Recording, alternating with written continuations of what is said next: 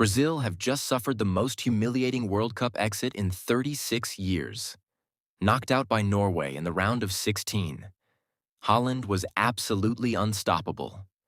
Neymar announced his international retirement in tears after the final whistle. England somehow beat Mexico despite playing with 10 men for most of the second half. Donald Trump personally called FIFA to get a red card overturned. And Infantino actually did it. And Ronaldo has officially confirmed this is his last World Cup. This is the most dramatic day of the tournament so far. Let's get into every single story right now. Let's start with the story that has the entire football world in shock. Brazil are out. Not eliminated by France, not by Argentina, not by Spain, by Norway. In the round of 16, their worst World Cup result in 36 years. To understand how we got here, you need to understand the context. The Brazilian Football Federation had seen enough of the constant decline. Years without a Copa America, years without deep World Cup runs. They went and got the most decorated manager alive, Carlo Ancelotti, and gave him one instruction: win the World Cup. Ancelotti himself said it during the group stage. The goal is to win. It doesn't matter whether Brazil plays well or not. The goal is simply to win the World Cup. The group stage was comfortable. The round of 16 against Japan was nervy, but they got through thanks to a late Martinelli goal. Then came Norway, and Ancelotti decided to set up defensively. His philosophy: the team that concedes the fewest goals wins World Cups, not the team that scores the most. A perfectly valid approach. It worked brilliantly with Real Madrid 2 years ago. But there was an immediate problem. Brazil missed a penalty early on. Bruno Guimarães hit it poorly, and Norway's goalkeeper Nyland guessed the right way. A goalkeeper who, remarkably, was second choice at Sevilla and is currently without a club. And in a game where you're defending deep, missing that chance is absolutely brutal. Defending requires enormous energy. When you're chasing the game or desperate for a goal, you can't defend with the same intensity.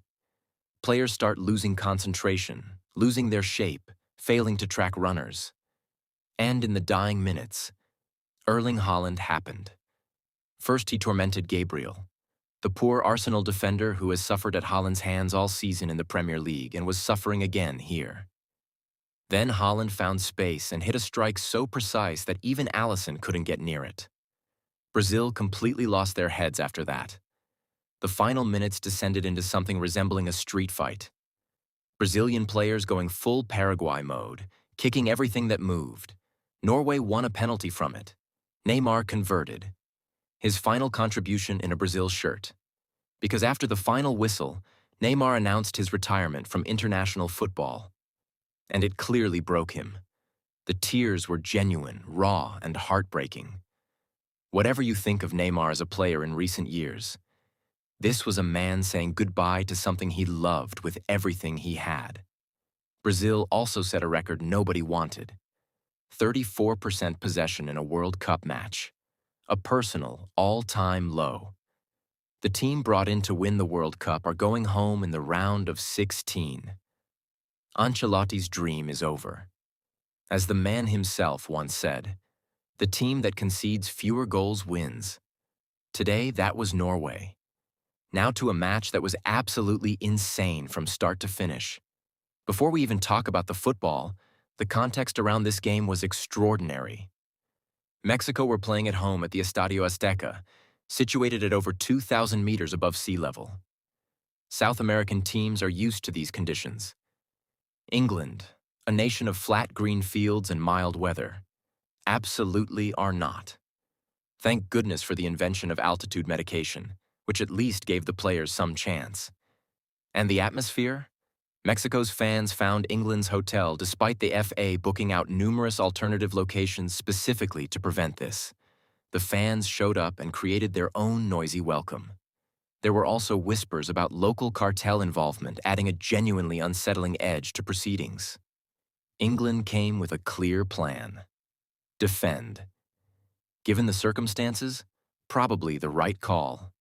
Mexico dominated the first section of the game. Dangerous moments, real pressure. The only spell of genuine normal football in the match. Then came a water break. And everything changed completely. Mexico completely lost their shape coming out of the break. England attacked for essentially the first time in the match, and within 2 minutes scored twice. First, nobody picked up Bellingham making a run. He was left completely free and finished ruthlessly. Before Mexico could even process that, Gilberto Mora, the young midfielder they call the Mexican Pedri, gifted possession away in the center, and England were immediately 4 versus 3. Bellingham again was involved. 2-0. Mexico could have been out of sight in the first half if they'd been clinical. They weren't, and they were being punished catastrophically for it. Then the second half started with a red card for England. A reckless challenge. Studs on the ball, but the foot following through dangerously. Down to 10 men. And almost immediately, England won a penalty. Kane converted coolly. But then Kane himself conceded a foul in his own box shortly after, and Mexico pulled it back to 2-1 from the spot. 30 minutes left. Mexico needing one more goal. A completely open game.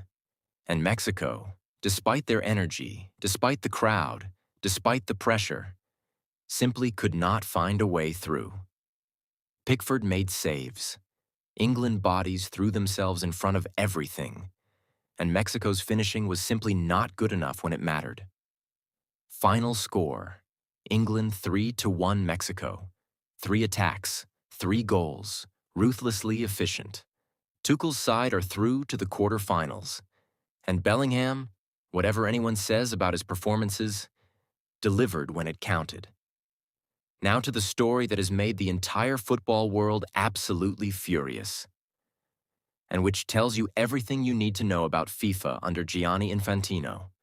In their match against Bosnia and Herzegovina, USA forward Folarin Balogun stamped on an opponent's ankle. It looked horrific. It could easily have broken the player's leg. Mercifully, it didn't. Balogun received a straight red card, completely correct by any standard. There are very few challenges in football that deserve a red card more than that one. FIFA immediately confirmed they would not consider any appeal. Regulations don't allow red cards to be overturned during a tournament. The US Federation accepted this and didn't even bother appealing. And then, a miracle. FIFA suddenly announced that Balogun would be available to play against Belgium after all. The disciplinary committee had used an obscure article in their own code to postpone the suspension to a later date. Questions immediately started flying. Why? Why this player? Why now? The answer came very quickly. Donald Trump posted, "Thank you, FIFA, for doing the right thing and correcting a massive injustice." And journalist Ben Jacobs reported that the White House had directly contacted FIFA and asked Gianni Infantino personally to reconsider the red card decision. Infantino, who has spent years performing an elaborate dance around Trump, found the loophole and used it. Interestingly, this isn't even the first time FIFA have pulled this trick.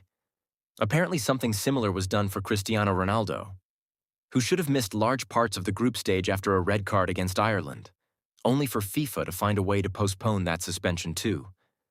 The message this sends is catastrophic. Red cards, the most fundamental disciplinary tool in football, can apparently be overturned if the right person makes a phone call. Infantino has spent years destroying FIFA's credibility through commercial decisions and rule changes. This might be the single most damaging thing he's done yet. The football community has been losing respect for FIFA for years. After this, it's hard to see how that respect ever returns. And finally, the story that brings a genuine end to an era. We told you earlier in the tournament that Ronaldo's sister, Katia Aveiro, had leaked that this would be Cristiano's last World Cup. Ronaldo initially said he hadn't made any decisions and would think about it after the tournament.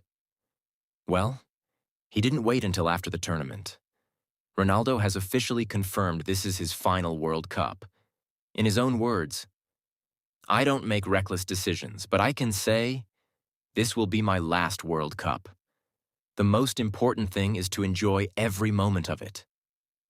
The timing adds another layer of emotion. The 2030 World Cup will be hosted partly in Portugal, Ronaldo's homeland. It would have been the perfect stage for one final farewell on home soil. But Ronaldo won't be there. Unless, and this is the dream, he wins this World Cup first. If Portugal lift the trophy this summer, riding off into the sunset as a world champion would be the perfect final chapter. The one achievement that has always eluded him. 7 matches stand between Ronaldo and that dream. And every single one of them now feels like it could be the last. That's everything for World Cup Day. Brazil's most shameful exit in a generation. Haaland ending Ancelotti's dream. Neymar in tears saying goodbye to international football. England surviving Mexico in pure chaos. Trump forcing FIFA to overturn a red card. And Ronaldo officially confirming his last World Cup. Drop a comment. Is this the end of Brazilian football's golden era? And do you think Ronaldo can win the World Cup in his final tournament? Subscribe and turn on notifications. I'll see you tomorrow. Let's go.